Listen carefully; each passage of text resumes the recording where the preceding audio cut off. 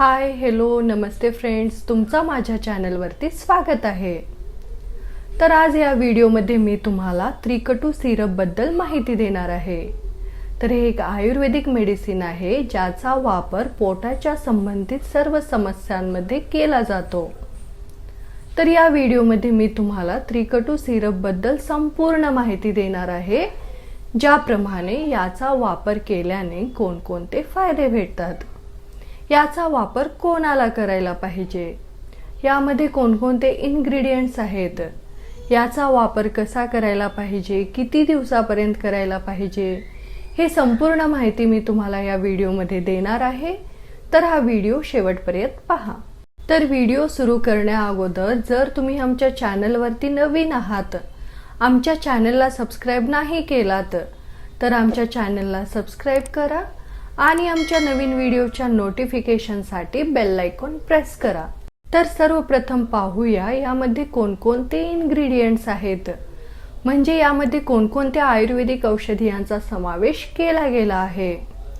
तर यामध्ये पिप्पली, मरीच, शुंठी अशा दिव्य आयुर्वेदिक औषधी यांचा समावेश या सिरपमध्ये केला गेला आहे। तर आता पाहूया याचा वापर कोणाला करायला पाहिजे, याचा वापर केल्याने कोणकोणते फायदे भेटतात।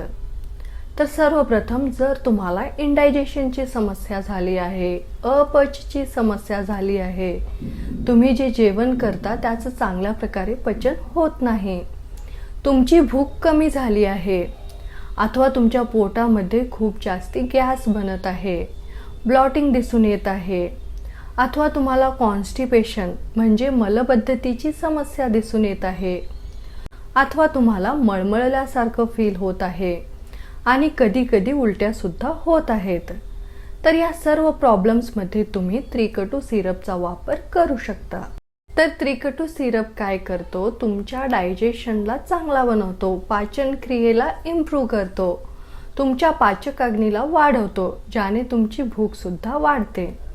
आणि हा काय करतो, तुमच्या मेटाबॉलिझमला बूस्ट करण्यासाठी मदत करतो, तुमच्या कॉन्स्टिपेशनला मलबद्धतेला कमी करण्यासाठी सुद्धा हा मदत करतो। तर आता पाहूया याचा वापर कसा करायला पाहिजे। तर 5 ml तुम्हाला सकाळी आणि 5 ml संध्याकाळी जेवणानंतर हा सिरप घ्यायला पाहिजे।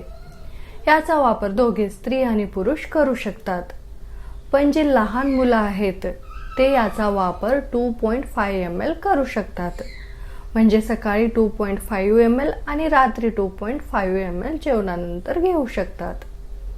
जर तुम्ही सुद्धा याचा वापर करणार आहात तर तुम्हाला याचा वापर करण्याअगोदर तुमच्या डॉक्टरांना कन्सल्ट करायला पाहिजे। डॉक्टरांना कन्सल्ट करूनच याचा वापर करायला पाहिजे, कारण सेल्फ मेडिकेशन हार्मफुल असतो। त्रिकटू सिरप घेतल्याने कोणतेही साइड इफेक्ट्स दिसून येत नाहीत। जर तुम्हाला याचा वापर करते वेळेस काही हेल्थ इश्यूज दिसून येत आहेत, तर तुम्हाला याला स्टॉप करून तुमच्या डॉक्टरांना कन्सल्ट करायला पाहिजे।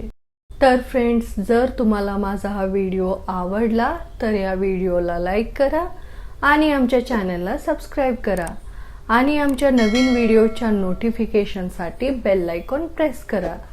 धन्यवाद।